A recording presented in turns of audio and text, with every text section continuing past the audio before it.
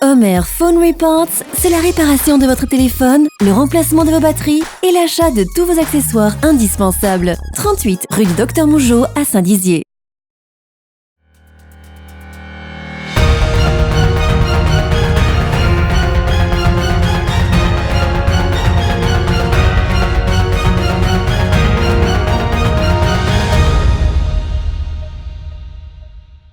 Bonsoir à tous, mercredi 13 novembre, bienvenue dans votre journal et à la une de cette édition, la visite de Lilian Thuram, footballeur international à Vitry-le-François. Puis nous reviendrons sur la finale du tournoi international de tennis de Saint-Dizier pour un journal résolument sportif.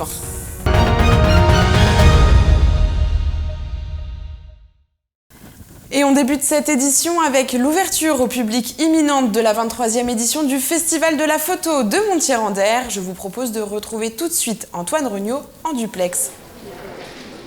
Et oui, je me trouve ici à Montier-en-Der où sera inauguré dans quelques heures seulement le Festival international de la photo animalière et de nature. Et justement, écoutez la réaction tout de suite du directeur fraîchement arrivé en Haute-Marne, Monsieur Pereira, qui nous explique tout à quelques heures de l'ouverture. Le festival est sur les starting blocks, puisque là c'est la période où tout le monde arrive, les photographes, les partenaires, les exposants pour pouvoir récupérer les précieux sésames et pouvoir s'installer dans de bonnes conditions. Donc les bénévoles ont excellemment bien travaillé, tout le monde est sur les chapeaux de roue, donc tout se présente bien pour démarrer demain matin et ouvrir enfin au public cette nouvelle édition du festival. Le thème cette année c'est la forêt. Donc, et avec beaucoup aussi bien des expositions photographiques que des conférences. Donc il y a un programme très riche pour les enfants, pour les adultes, pour tout le monde, de découvrir cette belle édition du festival avec des coups de cœur. Tim Laman qui est le parrain du festival avec ses magnifiques oiseaux de la forêt équatoriale. Et puis la Panthère des Neiges et bien d'autres choses, donc je ne vais pas tout dévoiler, c'est la surprise. J'invite tout le monde à venir au festival de la photo cette année parce que l'édition est très promet énormément de belles choses. Et pour vous aussi participer à cette 23e édition du festival, c'est à partir de demain 9h à Montier-en-Der, mais également à Troyes, à Ceffonds, à Giffaumont et à Vitry-le-François. En tout, 15 lieux d'exposition pour ce festival qui se tient jusqu'à dimanche soir.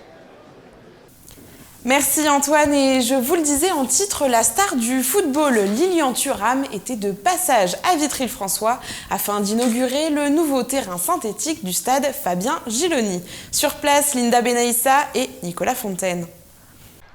Le tout nouveau terrain synthétique du parc Omnisport Fabien Giloni a été inauguré ce mercredi en présence du footballeur Lilian Thuram, champion du monde en 1998, et il portera son nom. Plusieurs centaines de personnes et de nombreux joueurs du Vitry Football Club étaient présents. C'est une grande responsabilité en fait, c'est-à-dire que quand il y a des personnes qui choisissent votre nom, ça veut dire que vous représentez quelque chose. Et donc c'est vrai que c'est beaucoup d'honneur et de responsabilité pour être toujours, en accord avec ce que les gens pensent de vous et surtout le message que vous véhiculez pour les enfants. Et donc j'espère que ces enfants, que ces parents qui vont venir ici, vont être contents que la mairie ait choisi mon nom. Devant la plaque inaugurale, Jean-Pierre Bouquet, maire de la ville, a fait le lien entre le parcours du jeune espoir cycliste Fabien Giloni, mort assassiné alors qu'il se préparait pour les JO de 1996, et les valeurs profondément humanistes incarnées par Lilian Thuram. Les personnes, sportives ou non, qui ont une visibilité, ils doivent prendre position. Mais je pense qu'il faut éduquer aussi tout un chacun à prendre position. Très souvent, vous savez, on regarde et on laisse faire. Et je pense que c'est ça le problème. Il ne faut pas laisser regarder, il ne faut pas laisser faire. Il faut intervenir pour dire voilà, je ne veux pas adhérer à une société qui va dans la direction où est-ce qu'on voudrait nous faire croire que la violence est légitime. La municipalité se montre ravie de ce nouvel équipement qui représente pour elle un budget de 300 000 €. Cet équipement est promis depuis de longues années. Il va surtout permettre aux clubs locaux de pouvoir s'entraîner de belle façon. On va pouvoir l'utiliser pour les scolaires, pour le lycée, pour le collège. Il y a différentes activités qui vont pouvoir être pratiquées dessus. Donc voilà, c'est une grosse réussite. Et puis je pense que ça va beaucoup favoriser la vie sportive sur Vitry. Le lien de complicité entre l'auteur du doublé décisif lors de la demi-finale contre la Croatie et les jeunes générations, pas né encore au moment de son sacre, est prégnant grâce à l'implication constante de ce sportif au service de la transmission des valeurs fraternelles et citoyennes. Preuve en est encore sa présence le matin même pour un temps d'échange sur le site de l'exposition qui se tient actuellement à Vitry contre les discriminations. C'est pas de la tolérance en fait, c'est tout simplement réfléchir à savoir est-ce qu'il est juste qu'on juge quelqu'un par rapport à sa religion ? Est-ce que c'est juste qu'on juge quelqu'un sur le fait que ce soit une femme ou un homme ou selon sa couleur de peau? Il faut simplement dire aux enfants que c'est pas juste et qu'il faut faire très très attention à ne pas tomber dans ce piège.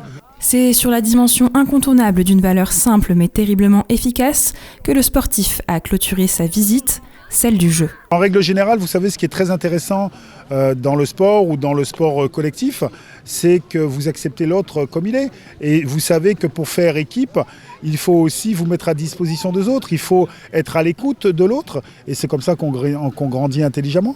Et c'est vrai que dans la société, parfois, on oublie que nous faisons partie d'une équipe, que nous faisons partie d'un groupe et que chacun aussi a le droit d'être ce qu'il est. France 98 est rentré dans l'imaginaire collectif, c'est-à-dire ce n'est même plus une question de génération. C'est-à-dire que de génération en génération, les parents, les grands-parents racontent cette victoire-là parce qu'encore une fois, ça a été plus qu'une victoire en fait. Ça a été un moment de bonheur total. Et chacun qui a pu vivre cette Coupe du Monde en tant qu'adulte ou enfant, sait exactement où il était à ce moment-là. Et c'est des réels moments de bonheur. Et on a besoin de ça parce que l'être humain fonctionne avec des émotions. À n'en pas douter, et qu'ils soient de futurs champions ou non, les jeunes et moins jeunes qui fouleront ce terrain seront probablement heureux de savoir qu'ils disposent désormais d'un terrain de jeu digne de ce nom. Les coups droits et les revers étaient de qualité ce week-end pour la finale des 25e internationaux de tennis de Saint-Dizier. Retour en images sur ce dernier match qui opposait Hugo Grenier à Harold Maillot. Antoine Regnault et Rémi Morbin. Ce dimanche 10 novembre, à l'espace Jean Meffert, se disputait la finale du World Tennis Tour après 5 jours de compétition. Hugo Grenier, 23 ans, classé 305e mondial, affrontait le jeune Arnold Maillot, 17 ans, 5e mondial junior. Le premier set est remporté par Hugo Grenier qui s'impose 6-1. Harold opte pour un jeu plus agressif et égalise le set à 5 jeux partout. Une belle remontée qui n'a pas suffi puisque c'est finalement Hugo Grenier qui termine avec 7 jeux à 5. Un tournoi de qualité et à la dimension internationale prisée par les joueurs. Moi c'est très important ce tournoi parce que c'est ici que j'ai pris en 2013 mon premier point ATP. C'est aussi ma première victoire en 25 000 donc voilà, pour moi Saint-Dizier aura toujours une part importante dans mon cœur. Les terrains sont plutôt agréables, ils sont plutôt rapides. Si on sert bien, c'est un avantage quand même. Après, j'ai joué 2-3 fois en soirée, c'est pas évident parce qu'il fait assez froid, surtout à cette époque. Mais sinon, c'est un endroit que j'aime bien pour jouer au tennis. Pour la 25e année consécutive, ce tournoi a rassemblé 32 joueurs de 9 nationalités différentes et résonne dans le monde entier par la qualité des matchs proposés. Ce qui n'est pas sans faire rougir le directeur de la compétition, David Hano. La recette miracle, c'est beaucoup de bénévoles qui donnent de leur temps pour mettre de la convivialité, pour accueillir les joueurs, toutes les personnes qui vont œuvrer pour le tournoi. Et puis des gens qui ont envie de donner, qui ont envie d'être présents pour le bien du tournoi. Même en Haute-Marne, à Saint-Dizier, on peut avoir du tennis de très haut niveau, comme ça a été le cas de cette année. Voilà, avec des joueurs classés aux alentours de la 300e place. Et avec la relève comme Harold qui arrive, qui promet un grand avenir. Fort de l'engagement de ses bénévoles, le club du COSD Tennis Bragard peut se réjouir d'une édition réussie. Mais les têtes sont déjà dans les prochaines éditions. Et c'est la fin de ce journal. Merci à tous pour votre fidélité. L'info continue sur Puissance Télévisions, bien sûr. Toute l'actualité qui vous concerne, à voir ou à revoir, dès maintenant sur puissancetélévision.fr et sur notre application mobile.